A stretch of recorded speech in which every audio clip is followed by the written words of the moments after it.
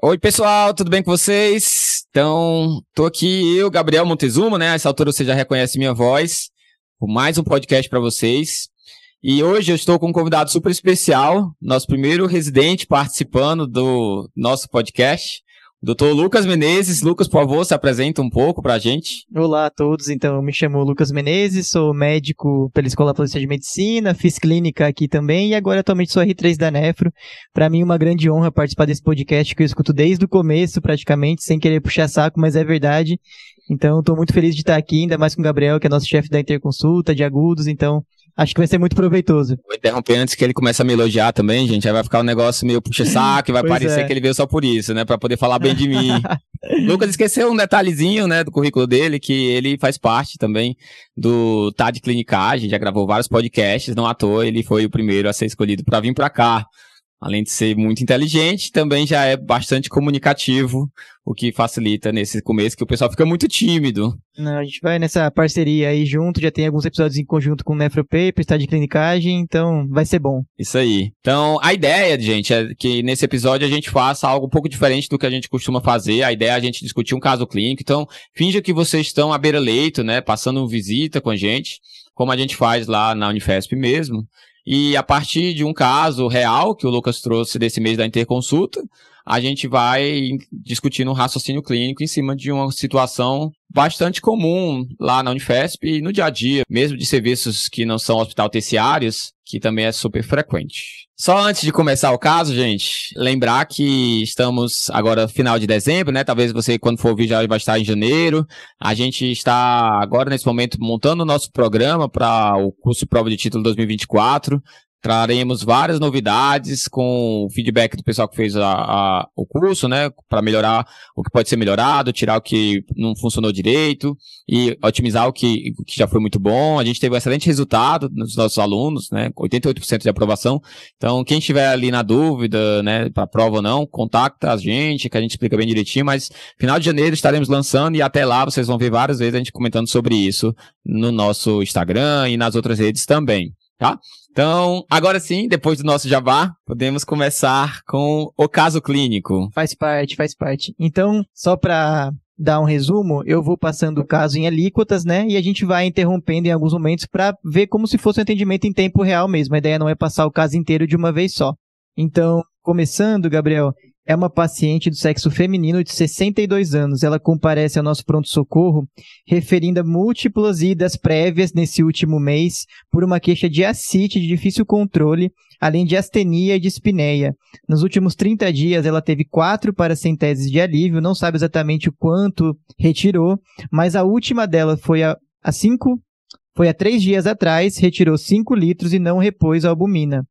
Ela fala que desde esse dia, inclusive, o local da punção está vazando um pouquinho de líquido de maneira contínua, então ela perdeu mais de 5 litros, na verdade. Além disso, ela se queixa de uma alteração do ciclo sono-vigília nos últimos 2 dias, mas não teve febre, não tem tosse, nem alteração do hábito intestinal ou urinário. Também não teve nenhuma exteriorização de sangramento, não teve melena ou hematêmese. E aí, contando um pouquinho do histórico pessoal dela, ela é uma paciente que tem uma doença hepática crônica avançada por vírus C. Ela diagnosticou isso em 2001 e aí em 2017 ela trata com o esquema atual e tem resposta virológica sustentada. Ela já teve prévio descompensação em ascite, que começou em março de 2023, já teve um episódio de PBE em maio de 2023, nunca teve esterilização por melena ou hematêmese, mas já fez ligaduras de varizes esofágicas em março desse ano também. Além disso, ela é hipertensa e diabética tipo 2 há 5 anos, mas não é insulino dependente. De medicação de uso contínuo, essa paciente usa ciprofloxacino, pela PBE prévia que ela teve, lactulose, levotiroxina, carvedilol, furosemida e espironolactona. Então, em resumo, teve uma paciente com cirrose ou doença hepática já há muito tempo, né, o diagnóstico de hepatite C, com cirrose já há vários anos, evoluindo com a história natural da maioria dos pacientes com cirrose, com uma piora progressiva da função hepática, com história de ascite refratária, com episódios de outras complicações relacionadas à cirrose. e que recentemente veio com uma história de hipervolemia, com uma piora da ascite, com piora da dispneia. Então, no exame físico de entrada dela, Gabriel, vamos lá. Ela está consciente e orientada, apesar dessa história de inversão do ciclo sono-vigília, ictérica 2 cruzes em 4, uma PAM de 55, com uma frequência cardíaca de 92. Além disso, ela está dispneica em ar ambiente, por causa da ascite volumosa e tensa que ela possui, e uma discreta dor à palpação abdominal difusa, mas sem febre no exame físico, e tem também o edema uma cruz em 4 e membro inferior simétrico compressível, que ela fala que não piorou nos últimos dias. Então, no exame físico, o que chamou muita atenção realmente eram sinais de hepatopatia, né, como icterícia, ascite, com uma hipotensão que é relativamente frequente mesmo no paciente com cirrose, além dos sinais de hipervolemia. Então vamos lá, que exames você acha que a gente deve pedir agora? Quais são nossas hipóteses diagnósticas para ela? Está descompensada a princípio numa encefalopatia grau 1, né? Conta essa história pra gente que não está conseguindo dormir, inverter o ciclo sono-vigília. Ao mesmo tempo, a ascite dela piorou muito, tendo que fazer várias paracenteses nos últimos 30 dias, sendo a última 3 dias atrás. É um paciente grave, por definição, né? Essa PM de 55 é difícil falar que é dela, né? Apesar de ser cirrótica. Então, a gente tem que tomar um cuidado aí e já começar a pedir exames. Então, quais você pediria para começar? Sim, então, uma coisa que eu gosto de falar sempre, né? Quando a gente tem um paciente que está descompensado de uma doença de base, seja um paciente que tem um diabetes que descompensou, uma IC que descompensou, um paciente cirrótico que apresentou uma CLF, né, uma piora aguda da função hepática, a gente precisa sempre identificar a causa, né, o que está acontecendo de diferente que fez que ele saísse daquele estado, digamos, que ele está adaptado. Então, será que ela está com uma infecção? Será que teve uma HDA? Será que foi troca de medicação, aumento de diurético, redução de diurético, antihipertensivo novo? Tem várias situações que podem acontecer para descompensar o paciente cirrótico. Além desse que eu falei, lembrar sempre de trombose de veia porta, lembrar sempre de CHC e lembrar de infecção que é realmente muito prevalente. Não vamos aqui estender a discussão em relação a todos os cuidados que a gente tem que ter com o cirrótico, né? Como a gente está num podcast de nefrologia, a gente vai focar mesmo no rim. Depois vocês vão lá no TDC, deve ter uma dezena de podcasts, de episódios com cirróticos, onde vocês vão poder ver toda essa questão da profilaxia para PBE e todas as outras complicações. Certo? Então, nesse momento, a gente tem uma paciente então, que descompensou da função hepática agudamente, que está com estado de hipervolemia. Vamos pedir um screening de exames para tentar identificar o motivo, além, obviamente, da história clínica. Então, de exames laboratoriais, a primeira coisa que eu vou pensar é em algum processo infeccioso pela prevalência. Então, será que ela tem uma PBE? Então, vale a pena, com certeza, uma paracentese diagnóstica, em algumas situações até de alívio também, mas nesse momento inicial, se ela não estiver descompensada em relação a desconforto abdominal importante, com dispneia por conta do volume abdominal, pode ser só a paracentese diagnóstica. Vou atrás de uma urina 1, claro, já peço direto uma uricultura também. Muitas vezes esses pacientes vão ter sintomas atípicos ou não vão ter sintomas nenhum de ITU, só uma descompensação mesmo da cirrose. Vou pedir exames para avaliar se ela tem uma pneumonia, eu já peço um raio-x de tórax, até para ver também se ela está muito hipervolêmica do ponto de vista de congestão pulmonar. Vou pedir também o basicão, então vou pedir um hemograma para ver se ela está com anemia, plaquetopenia, sinais de infecção como leucocitose e leucopenia. Vou pedir função renal, obviamente, então creatinina, ureia. Vou pedir eletrólitos para avaliar se uma provável descompensação renal, que é comum que eles tenham, esteja junto de uma hipercalemia, por exemplo, ou às vezes o diurético está causando hipocalemia. Então tem várias coisas que a gente tem que ver em relação aos distúrbios hidroeletrolíticos. E se eu não encontrar nada, principalmente, mas mesmo que eu não encontre nada, talvez já vale a pena pedir um ultrassom, talvez já com Doppler de vasos hepáticos, mas nesse momento não seria obrigatório, tá? Mas só pensando em outras possíveis causas. Então vamos lá, nosso pronto-socorro muito eficiente. Eu vou ter quase tudo que você me pediu aqui. Você não está sendo irônico não, né, doutor Não, Lucas? imagina. Ah, tá. Eu sou o maior defensor desse pronto-socorro. Então vamos lá, fique claro que não está sendo irônico. Com exames de sangue primeiro. Então, o hemograma dela mostrava um HB de 8, uma anemia norma a princípio, leucócitos de 3.500 com diferencial normal, plaqueta de 65.000. E aí a gente vai ter uma creatinina de 1,8, sendo que a do ambulatório 3 meses atrás era 1,0. Ureia de 76, sódio 128, uma bilirrubina direta de 8, bilirrubina indireta de 2, RNI de 2,1. Era isso que eu ia falar. Tipo, claramente a gente precisa também de função hepática e lesão hepática, né? Pra gente avaliar melhor também o paciente cirrótico, não só falar da função renal e dos outros exames mais gerais.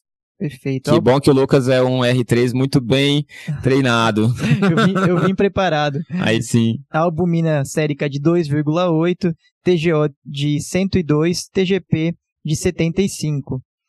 A gasometria arterial dela não mostrava grandes alterações, ela tinha um lactato de 13, estava hiperpneica mesmo, igual o exame físico mostrava, mais um pH de 7,35 com bicarbonato de 22.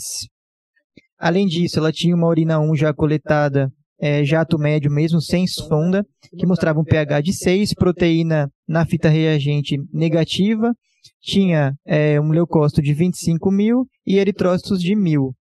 Além disso, a gente conseguiu um ultrassom de rins e vias que tinha um rim direito de 10, um rim esquerdo de 10,4, não tinha nenhum sinal de hidronefrose ou de obstrução ureteral. E era isso que a gente tinha para começar. Investigação de IRA, né? Eu vou deixar para vocês ouvirem nos nossos episódios de IRA, que tem alguns, tá? Até do TDC também, se vocês quiserem ir lá ouvir. Mas focando no nosso paciente, então, em IRA no cirrótico, né? Então a gente tem uma creatinina que era 1 para 1,8. Em vigência de outros exames alterados, principalmente relacionados à função hepática, um paciente com plaqueta baixa, né, sugerindo realmente uma cirrose mais avançada, ou um quadro agudo, talvez de sepse, com uma urina que não chamava muita atenção, apesar de ter uma hematura, não era nada que era muito robusto em relação a sinais de glomerulopatia ou de infecção urinária. Então, nesse momento, a gente ainda não identificou, você não falou paracentese, né? Não, ainda não. Ainda não, né? Tá. Então, nesse momento, a gente ainda não identificou o motivo e na história clínica não tinha mais nada. Não tinha história de inflamatório, troca de medicações, história de infecção recente. Não. E esse HB, ela tinha algum outro anterior, recente? Isso. O do ambulatório era mais ou menos 8,5, 9, não teve uma queda muito abrupta. O dela atualmente é 8. Tá, então era uma paciente com uma CLF, com uma cirrose descompensada, com também uma piora da função renal, também uma IRA, se a gente considerar esse como a creatina de base dela, né? Como eu falei, a gente não vai aprofundar muito a investigação em relação a todas as IRAs, mas lembrar que a gente, no cirrótico, a gente tem um diagnóstico diferente quando a gente vai avaliar o paciente com IRA no cirrótico. Então, paciente cirrótico, a gente segue o ICA-AC, né, que é o Clube Internacional de Ascite, é um critério que é praticamente idêntico ao do CADIGO, mas ele tem a diferença que ele não coloca oficialmente a diurese como critério diagnóstico, apesar das revisões mais recentes colocarem já que é necessário sim considerar a diurese, por alguns trabalhos mostrarem que quem está oligúrico, mesmo cirrótico, tem também maior chance de mortalidade, pior prognóstico. Então, como um critério para diagnóstico, sim, talvez não para classificação CADIGO 123 ou ICAC 123 seria o recomendado, mas isso é algo que ainda vem sendo discutido. Nas revisões mais recentes, eles voltaram a incluir, só para vocês entenderem, o cirrótico tende a ter o sistema renina hiperativado pela hipovolemia relativa, tende a ter o ADH hiperativado, daí ele ser um oligúrico fisiológico em teoria. O que a gente, como eu comentei, aprendeu que isso não é totalmente verdade. Então, nesse caso, ele teria um ICAC 1, já que foi de 1 para 1,8, a creatinina não chegou nem a dobrar, então fecha como um ICAC 1. É um caso que tem também um ICAC 1B, porque a creatinina está acima de 1,5, que é uma subclassificação, porque 1,5, vocês vão ver mais para frente, pode determinar quão agressiva você com o início do tratamento, tá? A gente ainda não identificou exatamente o que está acontecendo, né, como hipótese diagnóstica para a descompensação da paciente, apesar dela ter uma história já de piora dos últimos tempos, o que sugere que talvez seja até um paciente com uma cirrose mesmo com a evolução da doença, não obrigatoriamente com um fator descompensante, né, doutor Lucas? Isso, e teve essa paracentese aí há 3 dias atrás, sem reposição de albumina, que ainda ficou saindo um pouco de líquido de maneira espontânea. Acho que esse seria o nosso principal hipótese nesse momento. Mas não custa nada você me falar paracentese diagnóstico, né? Enquanto o pessoal tá arrumando o material lá, Gabriel, eu queria só fazer lá vem as surpresas. Alguns comentários rápidos sobre os exames laboratoriais. Primeiro de tudo, nessa paciente aqui, é bem claro que ela realmente é uma hepatopata, né? Mas às vezes no pronto-socorro a gente pega paciente sem muita história e existem scores para predizer se esse paciente é um hepatopata ou não.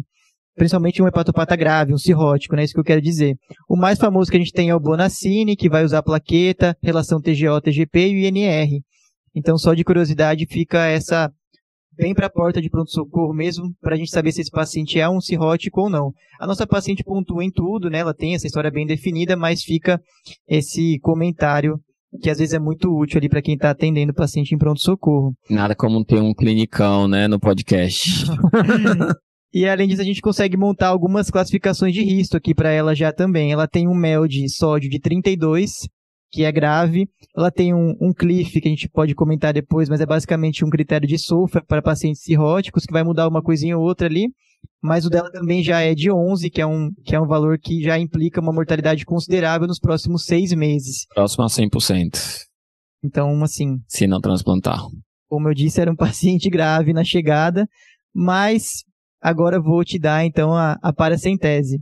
Por incrível que pareça ou não, foi uma paracentese que não mostrou PBE, tinha só 75 células, então o critério para fechar PBE são 250 de neutrófilos, né? Lembrar de sempre ver o diferencial. E aí com um GASA que ficou de 1,9. Então era mais ou menos o que a gente esperava, né? Reforçou a hipótese de hipertensão portal numa paciente que tinha tudo para ter esse GASA mesmo. Só um exame que talvez a gente precisasse também, né? Seria uma imagem do fígado, né? Por conta dessa descompensação, apesar dessa história já meio arrastada, né? Pra gente descartar que não tem um CHC, que não tenha uma trombose de via porta, né? Pensando só em últimos exames que faltariam. Com certeza.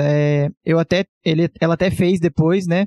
Então já vou adiantar, já que você pediu, mas não tinha nada que chamasse muita atenção. Era um fígado com sinais de hepatopatia crônica, coisa que a gente já esperava, a CIT, que a gente já tinha visto, o Doppler da veia porta, né? Que seria uma causa de descompensação aguda também, uma trombose de veia porta, veio sem alterações e não tinha nenhuma imagem sugestiva de tumor, CHC. A alfa-fetoproteína dela também era baixa no ambulatório, fazia esse screening regular. Excelente. Então, em resumo, uma paciente cirrótica já de muito tempo, com hepatite C, que veio com uma IRA ainda sem uma causa, digamos assim, definitiva, mas com uma causa já bem provável, que seria talvez uma pré-renal secundária a uma paracentese grande monta, sem reposição de albumina, certo? Certo. Então, agora que a gente já identificou o que está acontecendo sindromicamente com a paciente, vamos para a nossa abordagem inicial, até a gente ir avaliando no decorrer da nossa evolução, das nossas reavaliações, se aparece alguma outra causa além dessa provável relacionada com a paracentese. Então, primeira coisa, o paciente precisa de internação, né? Vários sinais de descompensação hepática, com um PAM de 55, então é uma paciente grave que precisa ser monitorizada, precisa ser reavaliada com frequência, né? Lembrando que os cirróticos, não à toa, tem um apelido carinhoso de hepatobombas, que significa que eles podem descompensar de uma hora para outra, né? Que é algo relativamente frequente. E sempre que a gente tem um paciente cirrótico que tem piora da função renal, é importante a gente seguir aquele raciocínio que a gente segue sempre em relação aos outros pacientes, mas lembrando que nesse caso especificamente é ainda mais prevalente, ainda mais frequente que a gente tem uma causa pré-renal, que a gente tem uma causa relacionada com hipovolemia ou com má perfusão renal. A gente sabe que o cirrótico, ele é um paciente com muitos fatores de risco, né, Dr. Lucas, para hipovolemia. Como? Em especial essa aqui, que teve uma paracentese de grande monta. Eles geralmente usam diuréticos para controle da CIT, como ela usa laxativo para controle de constipação, que vai causar encefalopatia hepática, tem já um volume arterial efetivo reduzido, mesmo em contexto de aparente hipervolemia. Então são pacientes que o manejo volêmico é muito complicado e eles sempre tendem a um pouquinho a hipovolemia. E nesse contexto de descompensação, mais ainda. Além disso, eles são propícios a terem sangramentos de trato gastrointestinal, então não é o caso da nossa paciente, mas é relativamente comum. Ela fazia o segmento ambulatorial, então tinha ligadura prévia, mas sempre se atentar a isso também nessa chegada do paciente hepatopata grave. Então, mais ou menos 70% dos pacientes cirróticos, eles têm um mecanismo de pré-renal ou de má perfusão tecidual renal. Então, isso faz com que a gente sempre considere como mais provável o paciente ter uma pré-renal. Mas a gente não pode deixar de olhar outros aspectos também. Então, avaliar se o paciente está com algum nefrotóxico, se usou anti-inflamatório recente, alguma troca de medicação recente, antibióticos. Avaliar se ela pode estar descompensada do coração. Então, é muito frequente o hepatopata ter uma cardiomiopatia. Então, avaliar se ela tem urgência jugular. Avaliar se a piora respiratória dela é muito desproporcional à piora da função hepática. Então, muitas vezes a gente já pede um eco nessas situações, principalmente de hipervolemia como a dela. Avaliar também situações como hipertensão intraabdominal ou síndrome compartimental abdominal, que também é relativamente frequente. Tem um trabalho que mostra até 10, 15% dos pacientes. Então, são outras etiologias que também são frequentes no hepatopata. O que é diferente é que eles tendem a ter menos ira pós-renal por conta dos pacientes cirróticos terem menor conversão de testosterona, de androgênicos. Então, por isso eles acabam, os homens, né, tendo próstatas menores. As mulheres, claro, isso não é uma verdade. Então, Gabriel, andando com o caso, esse paciente foi admitido na UTI e aí chamaram a interconsulta da nefrologia para segmento conjunto. Eu vou aproveitar aqui esse momento para falar um pouquinho de epidemiologia. Então, assim, esse é um caso que não é raro a gente ver, né? Então, pacientes hepatopatas internados, entre 30% a 50% vão acabar evoluindo, seja na chegada, seja durante a internação, com uma injúria renal aguda, e mais frequente ainda, cerca de 60% a 70% dos pacientes em UTI vão ter também injúria renal aguda. Então, esse caso aqui ele é ilustrativo por isso, é uma coisa do dia a dia da interconsulta da nefrologia. E isso está associado, claro, a desfechos ruins, maior tempo de internação, maior mortalidade, então a gente tem que mesmo ficar atento a esses pacientes. E a abordagem inicial, então, a gente faz essa investigação etiológica, né, definimos que ele tem uma IRA, que ela tem uma IRA, que tem essa piora da função hepática, provavelmente por conta de um componente pré-renal, vamos tratar. Então, a gente, como sabe que é muito prevalente, a gente vai começar o nosso tratamento com expansão volêmica. É claro que o paciente cirrótico também pode estar hipervolêmico, pode ter uma má distribuição, para ser mais preciso. Então, é algo que na beira-leito, né, a beira-leito, é algo que às vezes é difícil de a gente determinar, né, se eu quero dar furo ou se eu quero fazer volume. Então, nesses casos, muitas vezes a gente vai tentar priorizar fazer volume, que é muito prevalente, mas sempre de olho no pulmão. Então, se eu puder fazer um ultrassom, uma tomografia, para a gente ter mais certeza que a paciente não tem uma congestão pulmonar com risco de uma complicação alta quando ela fizer a expansão de volume com albumina, que a gente faz normalmente. Se ela não tiver, aí a gente vai fazendo alíquotas, né? Normalmente a gente prescreve nesse momento protocolo para descartar a hepatorrenal com albumina 1 grama por quilo por dia, até 100 gramas, por 2 dias. E aí a gente começa e vai avaliando sempre o pulmão para esses pacientes que já têm algum sinal de hipervolemia clínico. Se já tiver hipoxemia, principalmente, a gente vai pensar 10 vezes antes de fazer a albumina. Aí, nesses casos, às vezes é difícil, mas a gente vai tentar fazer o F ou diurético, apesar de, com um e outro de creatinina, não ser exatamente o perfil de pacientes que a gente vai ver no dia a dia, tá? Existe uma polêmica, né, doutor Lucas, em relação a essa conduta inicial também, porque, historicamente, a primeira coisa que a gente sempre fez com esses pacientes foi tirar diurético. Porque a gente sabe que o paciente cirrótico já tem o sistema renina hiperativado, o diurético aumenta ainda mais o sistema renina, e isso faria com que aumentasse a vasoconstricção, que é o mecanismo principal do paciente com hepatorrenal, e quem tem pré-renal também não vai ajudar. Então, seria de base tirar o diurético. Mas lembrar que, apesar disso ser verdade para a maioria dos pacientes, existem sim aqueles pacientes que chegam com uma cardio-renal ou uma cardio-hepatorrenal. E nessa situação, apesar de ainda polêmico, talvez ele precise de um diurético.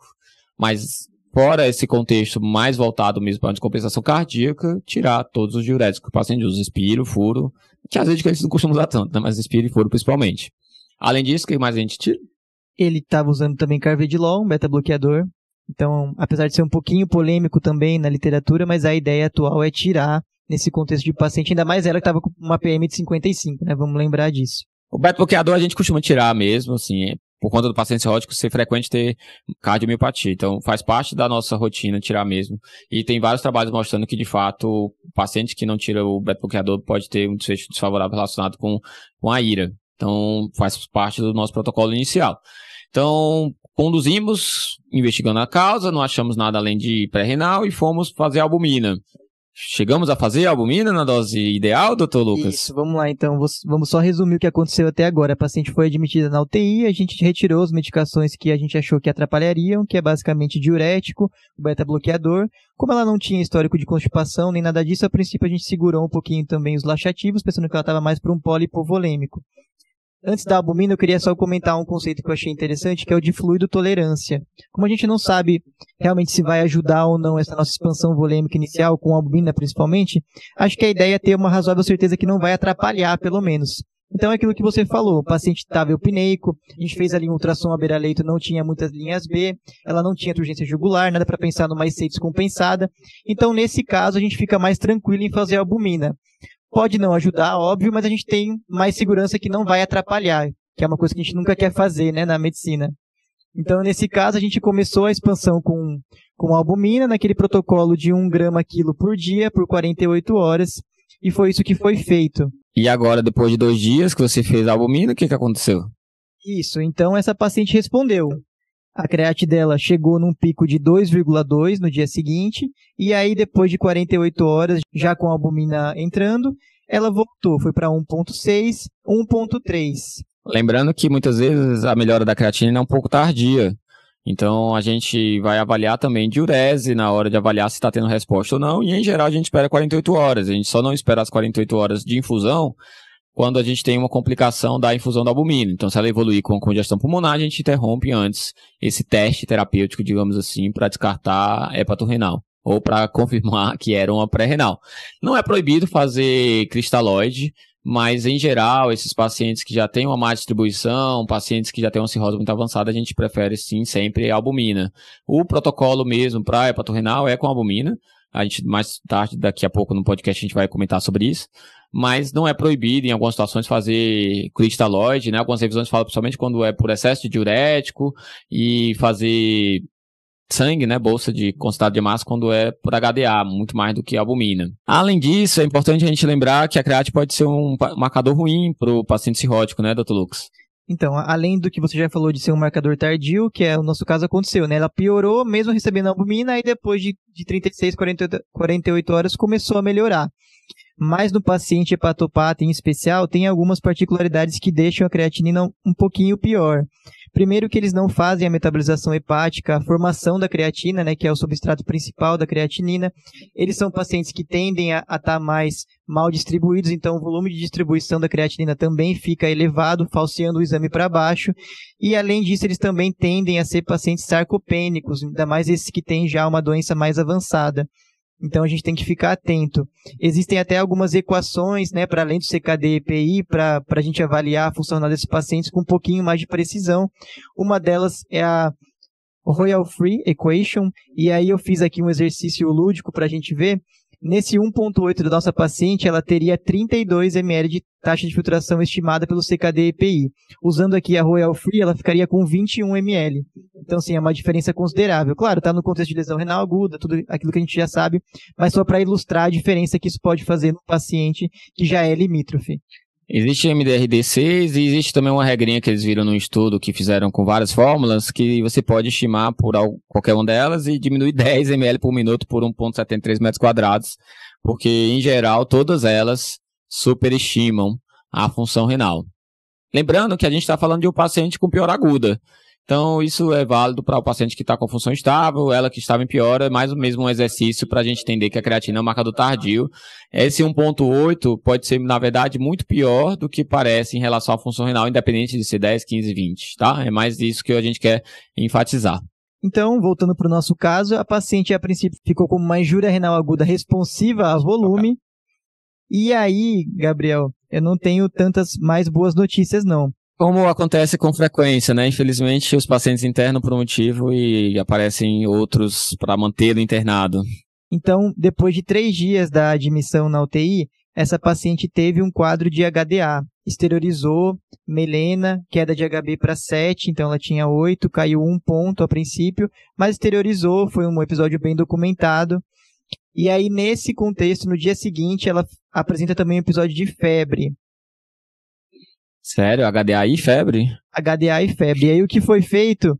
Foi feito medidas para HDA, óbvio, fez a endoscopia, tinha realmente uma úlcera varicosa sangrando, que foi clipada, mas na repunção do líquido acítico, nesse contexto de febre, sem um foco infeccioso definido, viu que ela tinha, então, agora sim, uma PBE, um bacilo gram negativo, fechou os critérios e foi iniciado o tratamento guiado por cultura. E aí, obviamente, nessa falta de sorte, ela fez uma nova injúria renal aguda.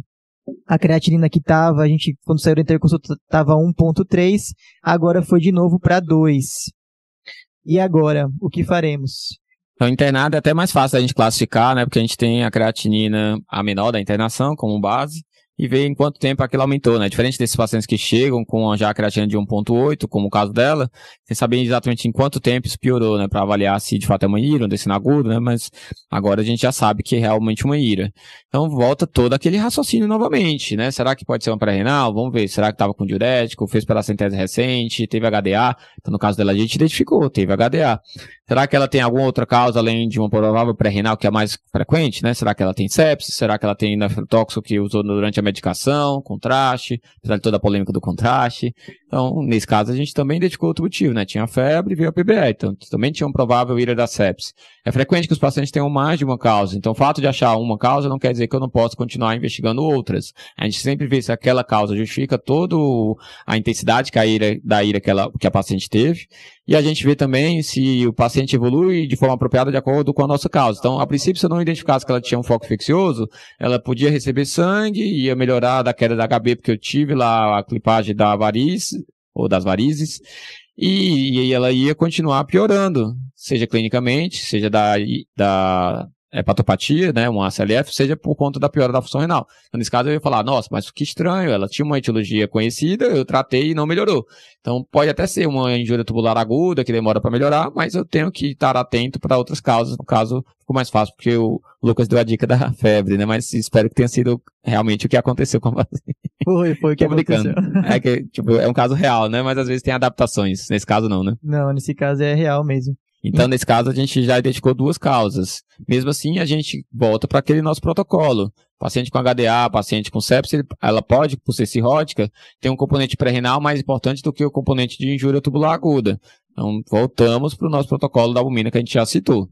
Ela chegou a fazer? Isso, a nossa ideia, então, nesse contexto, a gente tinha mais um motivo, né, claro, para pensar que ela estava nesse polo mais hipovolêmico de novo. Passamos o ultrassom à beira-leito, não tinha linhas B, não tinha turgência jugular, então parecia que ela toleraria bem essa nova trial de albumina. E foi o que foi feito. Mas dessa vez ela não teve melhora. Então depois de 48, 72 horas a creatinina só aumentava, foi 2, 2,5, 3, 3,5.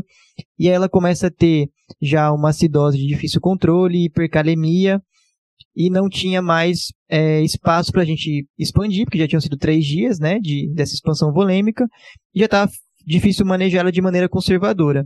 Então, nesse contexto, foi iniciada a hemodiálise para ela, mas eu queria saber agora, Gabriel, como é que a gente vai fazer essa nova investigação da etiologia da injúria renal aguda dela, visto que dessa vez não era volume responsiva. Então, quando a gente lembra de pacientes com cirrose e IRA, é frequente que a gente pense imediatamente, quase um gatilho, né, de pensar em hepatorrenal. Cirrose mais IRA é diferente de hepatorrenal. Se no hepatorrenal, mais ou menos 10, 15% dos pacientes com cirrose com IRA vão ter apenas.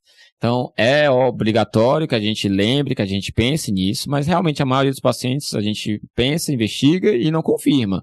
Então, nesse caso, como não respondeu a volume, apesar da gente já ter outra causa conhecida, que é a sepse, a gente vai entrar naquela investigação de hepatorrenal, lembrando que é um diagnóstico de exclusão.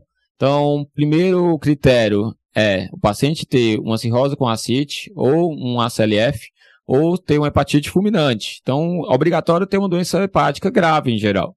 Segundo critério é o que ela já fez, não responder a volume. Então, se era pré-renal, não é hepatorrenal, né? Meio óbvio, mas é verdade. Sim.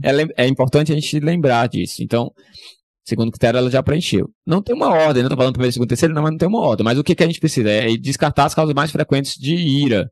Então, lembrar de fazer um exame para descartar pós-renal, apesar de no cirrótico não ser prevalente. Então, um ultrassom que ela já tinha sem uma obstrução, né? Até poderia repetir, mas por que ela faria agora uma obstrução depois de poucos dias de internação? Então, eu, sinceramente, nem pediria. Não sei se o Lucas fez, mas não acharia. Não fizemos, não. Ótimo, UTI, não muito fizemos. bom. Não acharia obrigatório mesmo, tá? Quarto, a gente vai investigar se ela tem uma glomerulopatia. Também não é tão prevalente. O paciente com cirrose tem vários motivos para ter glomerulopatia, como hepatite C, B, própria hepatopatia por álcool, pode dar IgA. Então, são situações que realmente podem acabar causando piora da função renal de forma aguda. Nesse caso, ela já tinha uma urina recente com uma hematura com 15, 25 mil hemácias, né? Era sem hematura, 1000 hemácias. A gente não tem aquela definição por campo, né, que é o que o protocolo pede, mas a princípio sem hematúria e sem proteinúria. Então, se ela não tinha uma urina com sinais de glomerulopatia na entrada, não tem por que a gente pensar agora que ela desenvolveu depois de 3, 4 dias pensando nas doenças de base. Até teria se a gente estivesse pensando numa paciente que internou por infecção, que pode evoluir como uma associada à infecção. Em geral, demora semanas para começar, mas a gente até poderia repetir, sim, nesse caso, uma urina. Tá pensando também em em outras situações que são frequentes num paciente internado, tá? Mas não é que é prevalente. Nesse caso, a gente repetiu. Repetiu e realmente não tinha nenhum achado para pensar em glomerulopatia ou infecção urinária. O foco era mesmo a PBE e a urina de resto era inocente. Só lembrando que o corte é 50 massas por campo, né? Quando você for fazer prova, apesar de na vida a gente olhar de forma relativa os achados para ver se justifica a ira. E proteína urina 500 em 24 horas, o P/C não é confiável no cirrótico. Quinta já agora, critério é descartar a nefrotoxicidade. Então, avaliar se antes da internação ou durante a internação usou algum nefrotóxico. E aqui entra o diurético também, para o cirrótico, apesar de toda a discussão que a gente já teve na parte mais inicial do podcast. E por último, o choque. Então, a paciente estava com necessidade de droga vasoativa, não é só hipotensão, teoricamente, é choque. E não é sepse, é choque séptico, ou choque hemorrágico, ou qualquer etiologia de choque. Antigamente a gente usava sepse como critério para descartar, mas a gente aprendeu que a maioria dos pacientes com hepatorenal, ou pelo menos uma boa parte, eles têm gatilhos para evoluir com hepatorenal e um dos principais é sepse, principalmente PBE, que é o caso da nossa paciente. Então, a gente tem antigamente a gente tinha a sepse como um critério de exclusão, mas hoje em dia não mais. Então, a nossa paciente não tem choque, ou evoluiu com choque? Não, apesar da HDA e da PBE, ela mantinha uma PM de 70, depois da expansão inicial, então ela não preenchia. E bem perfundida, né? Sem outro sinal de choque. Lactato baixo, exatamente. Ela não tinha nefrotoxicidade, não tinha pós-renal, não tinha sinais de nefrite, não respondeu ao volume e tem uma cirrose grave. Então a gente tem obrigatoriamente que pensar em hepatorenal, ainda mais no contexto de um gatilho tão importante como o PBE e HDA. Ela tem 2 dos principais gatilhos para hepatorenal. Então, pensando em hepatorenal, o que é que vamos fazer agora, doutor Lucas? O que é que vocês fizeram? Eu queria só sublinhar aqui aquela sua primeira fala da discussão, que é a questão da prevalência das etiologias de injúria renal aguda, né? Então, mais ou menos, tem uma coorte aí nova de quase 2.100 pacientes com injúria renal aguda e cirróticos, e aí 45% tinham pré-renal, 30% com necrose tubular aguda, e aqui a hepatorrenal era responsável por 12% dos casos. Então, apesar de ser muito famosa, né, a hepatorrenal ela não é tão frequente assim quanto parece. Tem que preencher todos esses critérios, uma investigação extensa antes de a gente chamar e tratar de hepatorrenal. Só antes de você continuar, outra coisa que é importante é que aqui a gente trouxe um caso real, bastante ilustrativo, mas muitas vezes a gente na vida real fica na dúvida se pode ou não ser, porque o paciente pode ter usado diurético, pode ter feito uso de algum nefrotóxico como um antibiótico por conta de uma infecção que ele teve durante a internação, e às vezes isso não é o suficiente para ele ainda estar em ira, ou é o suficiente, e a gente fica na dúvida se tem mais de uma etiologia. Então, é frequente que a gente tenha situações de dúvida. E aí tem algumas coisas que a gente pode utilizar hoje em dia para tentar aumentar ou não a probabilidade de ser hepatorenal. Então, se o paciente cirrótico vem mantendo uma pressão alta, uma PI acima de 80 em alguns estudos, se o paciente cirrótico tem um sódio alto, ou se ele tem uma não oligúria, é pouco provável, é menos provável que ele tenha uma hepatorenal. Porque pelo mecanismo da hepatorenal, o paciente vai ter, em geral, né, a vasodilatação esplânica, uma retenção de água em excesso, né, por conta da hipovolemia relativa, consequentemente uma hiponatremia, e vai ter, consequentemente, também uma oligúria. Por isso que, quando não tem esses 3 fatores, a gente começa a pensar que pode não ser uma hepatorenal. Quando não tem hiponatremia, hipotensão ou tendência à hipotensão, e quando não tem oligúria.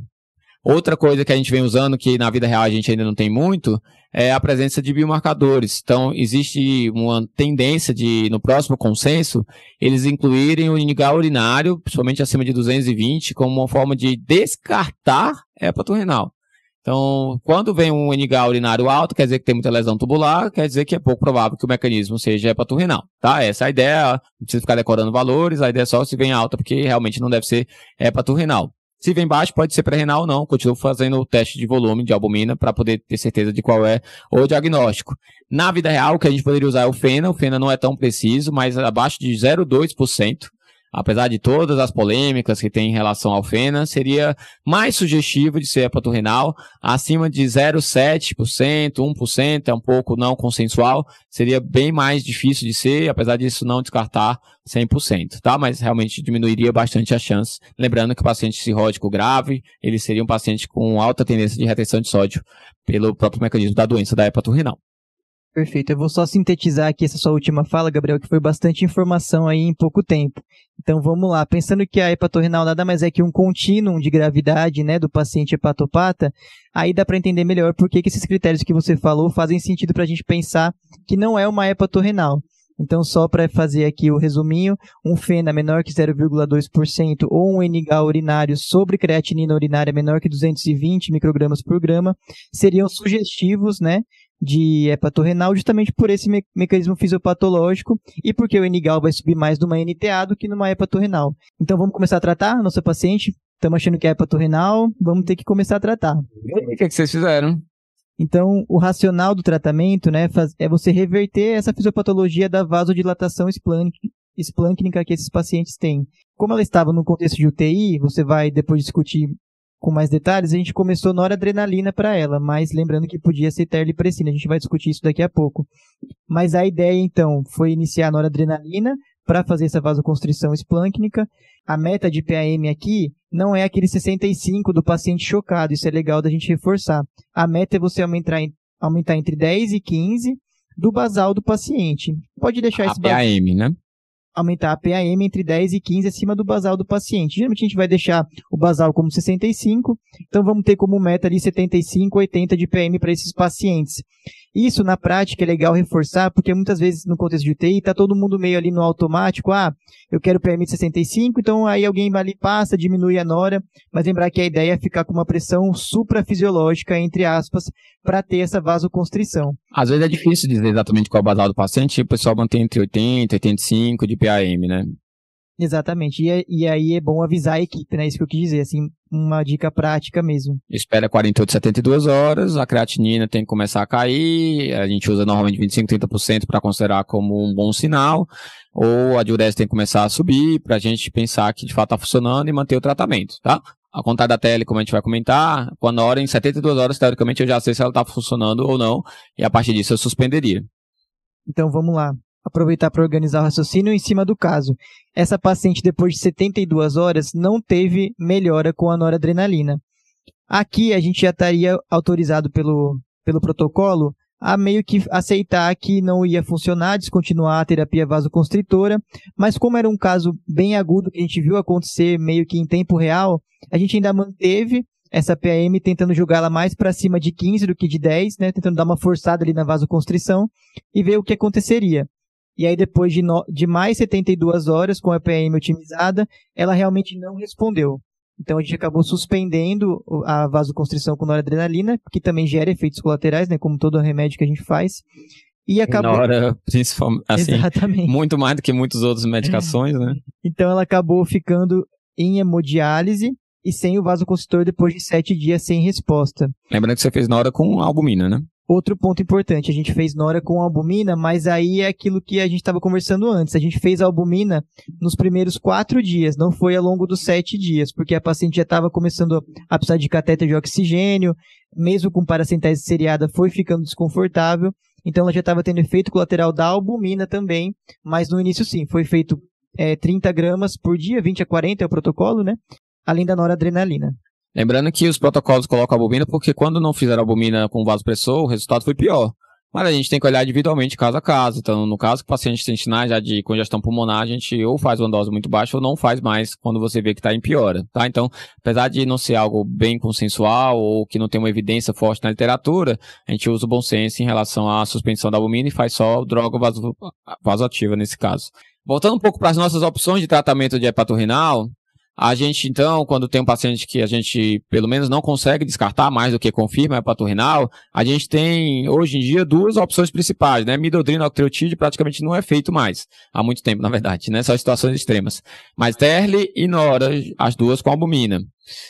Em teoria, nesse momento, a primeira escolha é TERL. Tem um estudo indiano que usou TERL versus Nora, um estudo randomizado que mostrou ter melhores desfechos com a TERL. Então, TERL é padrão ouro nesse momento, exceto em situações onde eu já vou ter que usar Nora, porque o paciente está precisando de Nora por estar chocado, tá? Quando a gente usa TERL, a gente começa com 0,5 a cada 4 a 6 horas, ou 1 miligrama a cada 4 a 6 horas, por alguns guidelines, e reavalia a resposta em 48 a 72 horas. Se o paciente não tiver nenhuma queda de creatinina em 48 a 72 horas, alguns guidelines colocam que nem precisaria aumentar a dose, porque se não responder com aquela dose, não vai responder com 2 de 4 em 4, que seria a dose máxima.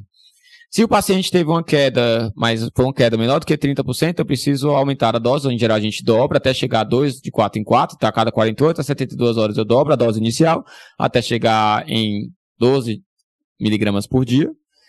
E se o paciente já está tendo uma queda adequada, mesmo que não tenha ainda voltado para perto do basal, aí eu posso manter aquela dose inicial e vou acompanhando a evolução do paciente. Se em algum momento ele engancha ali acima da basal, somente 0,3 acima da basal, ou 50% acima da basal, aí eu posso aumentar a dose também para tentar alcançar aquela minha resposta completa, que seria chegar próximo da basal. Se o paciente tem qualquer efeito colateral, então lembrar que a TERL é um vasoconstrictor, pode causar isquemia mesentérica, pode causar síndrome coronariana, assim como a Nora também pode causar, alguns trabalhos falam até de mais efeito colateral com a TERL, a gente vai optar ou por suspender ou fazer um teste com a TERL em uso de bomba de difusão contínua. Então tem trabalhos já randomizados comparando TERL com... Teve um, pelo menos, né, comparando bolas com bomba de difusão contínua, que mostrou menos efeito colateral com bomba de difusão contínua e a mesma eficiência. A gente começa 2 miligramas em 24 horas e vai também dobrando de acordo com a resposta do paciente.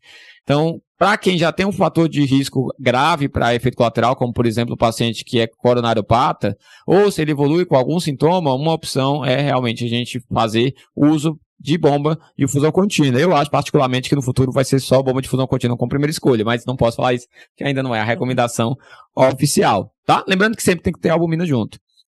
Só botando um pouquinho de evidência em relação ao que a gente está comentando, em 2022 ou 2021 saiu o Confirm no New England, é um estudo randomizado que usou TERL e albumina versus só albumina, e eles mostraram melhoras de desfechos renais quando usaram TERL e albumina. Entretanto, quando eles foram ver o que aconteceu com o paciente durante a internação, os pacientes tiveram a mesma taxa de mortalidade, quem usou TERL e albumina versus quem usou só albumina. O que eles descobriram quando eles foram atrás de explicar o que justificava esse achado?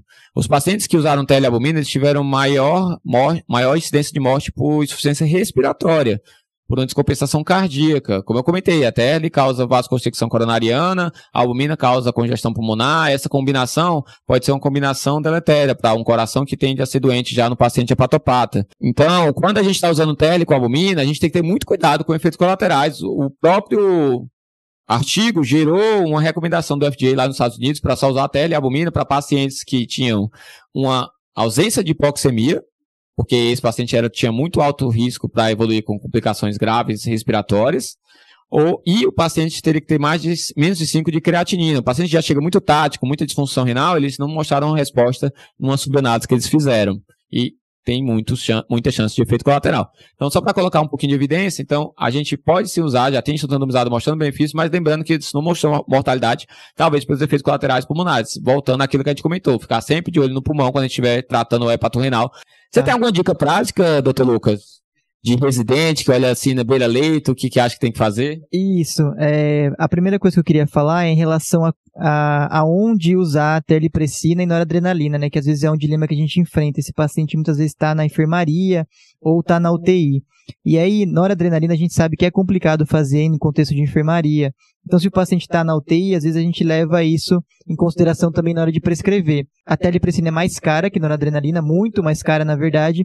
Tem alguns estudos de custo já, e aí o que seria mais barato é a TERL em contexto de enfermaria, mas quando o paciente vai para a UTI, aí a noradrenalina fica mais barata nesse contexto, porque o leito da UTI é mais caro, obviamente, que um leito de enfermaria. Outra coisa que eu queria trazer aqui é que o Conforme trouxe pra gente que mesmo em paciente com um protocolo bonitinho dentro do estudo, ou seja, as coisas estavam acontecendo, a taxa de reversão foi de 35%, 40% desses pacientes.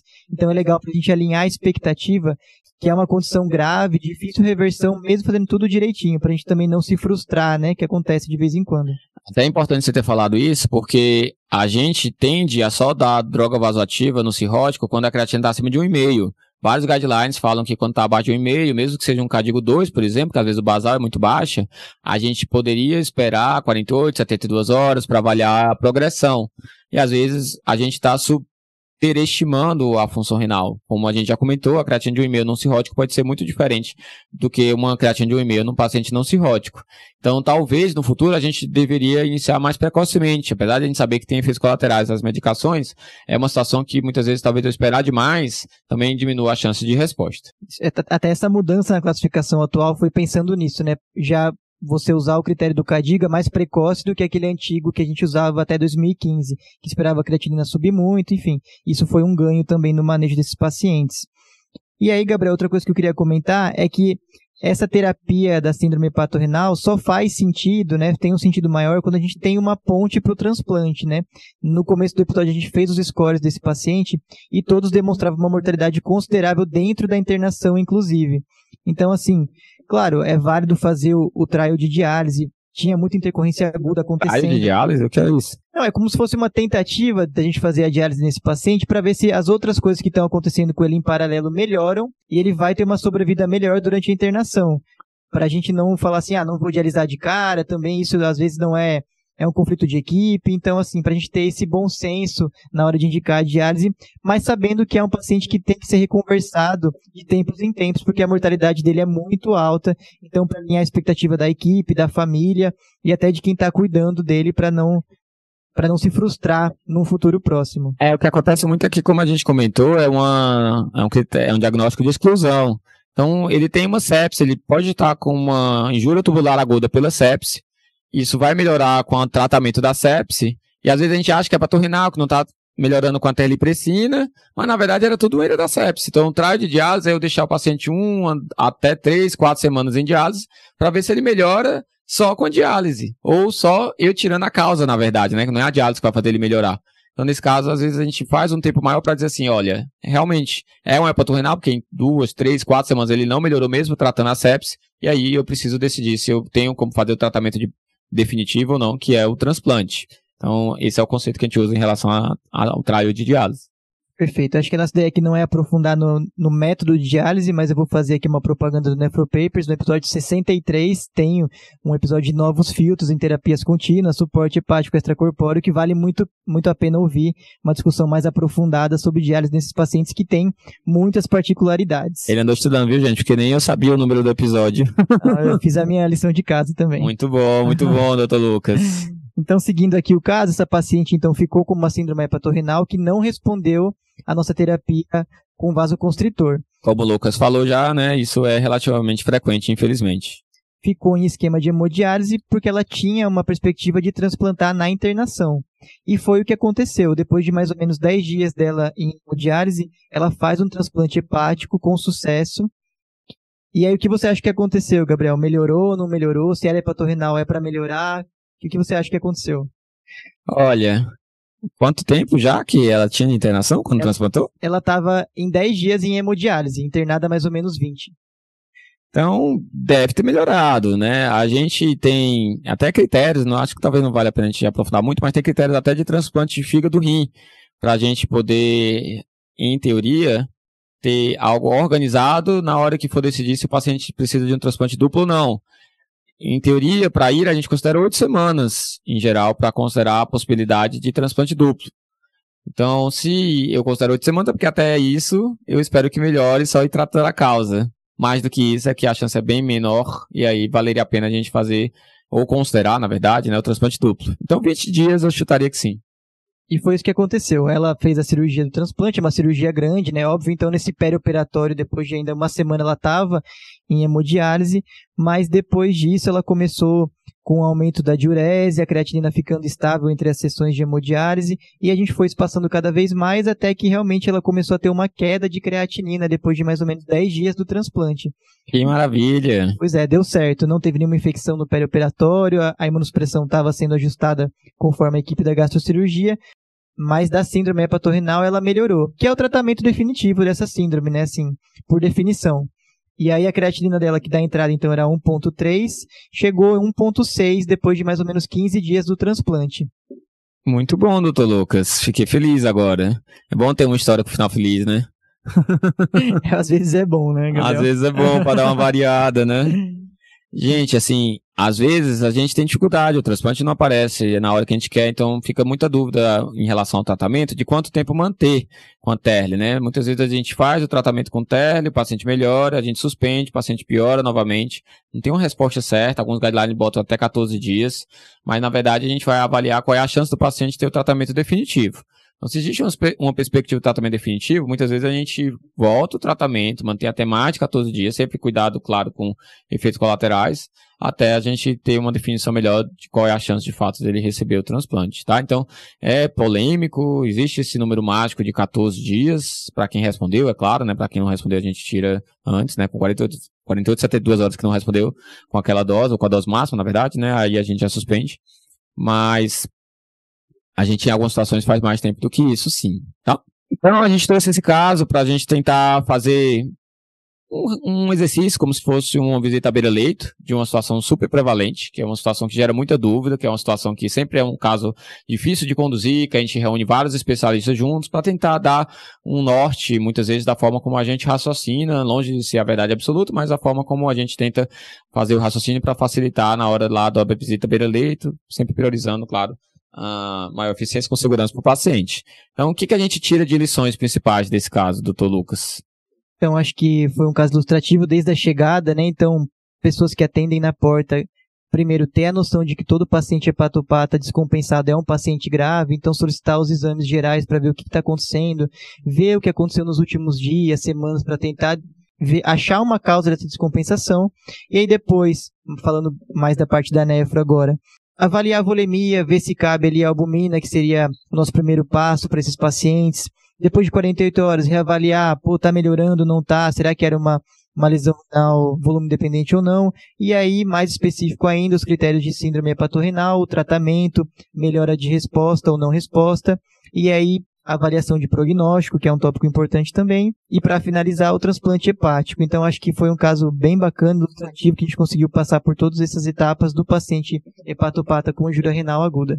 Eu trago 3 lições. Primeiro até prova contrária, pré-renal. Então, procure na história. Se não achou nada na história, faça a albumina como primeiro parâmetro, porque 70%, 60% das vezes você vai acertar. Segundo, que eu gosto de falar, ótimo, vamos fazer a albumina, mas muito cuidado com o pulmão. Então, cada vez mais a gente tem tanto o treinamento como acessível o aparelho perto, né, do ultrassom, do POCUS. Então, dá uma olhadinha, olha com frequência, monitoriza de perto o pulmão, porque às vezes a gente até sabe que está tratando certo, mas às vezes acaba complicando mesmo assim. E terceiro, faça o que é possível ser feito no seu serviço, muitas vezes. Então, a gente sabe que existem tratamentos padrão ouro, mas nem sempre acessíveis. A gente sabe que existem alternativas, muitas vezes, para eles, e nesse caso a gente faz a alternativa e está tudo certo. Muitas vezes funcionando muito bem, tá? Então, é o que eu trago de lição nesse caso, e acreditem no transplante, porque realmente, com certeza, realmente funciona. Não é fácil, muitas vezes tem complicações também, mas é a terapia definitiva que precisa ser sempre tentada em pacientes que não tem contraindicação. Você quer fazer algum salve, aproveitando que você é um dos reis dos salves, já que você é do TDC, doutor Com certeza. Lucas? Não vou deixar essa oportunidade passar, né? E eu não poderia primeiro agradecer a vocês do NephroPapers, que estão fazendo um trabalho incrível, ainda mais pra gente que estuda muito nefrologia agora no R3, no R4, e pessoas que querem se atualizar, então é muito bom ter essa fonte confiável de informação. É muito fofo, né, gente? Ah, meu Deus. E o meu outro salve vai para os meus R-iguais, né, que estão aqui comigo o ano inteiro, que me fizeram uma pessoa e um médico melhor nesse ano corrido, que é o R3. Então fica aqui o salve, não vou falar o nome de todo mundo, porque a gente é em 12. Tem muita gente ciumenta, viu? Teve gente que fala assim, olha, se ele não falar o meu nome, eu vou ficar muito chateado, mas eu acho mais prudente. Exatamente. Você fazer desse jeito. Mas fica registrado aqui toda a minha admiração pela nossa turma, e a gente conseguiu levar esse ano da melhor maneira possível. Uma turma muito boa, viu, gente? Fiquem de olho nessa galera que vai sair daqui a 1 ano e meio da nefrologia. Foi isso, gente. Espero que vocês tenham gostado desse novo formato. A gente vai tentar fazer várias vezes, tá? Pra gente poder ter várias situações clínicas que geram dúvidas do dia a dia, meio que nessa visão meio mais pra beira-leito. Deixa o feedback de vocês, comentem lá na enquete que a gente deixa no podcast, pra gente ir otimizando de acordo com o que estiver sendo mais proveitoso, tá bom? Então era isso, gente, um abraço e até a próxima. Tchau, tchau.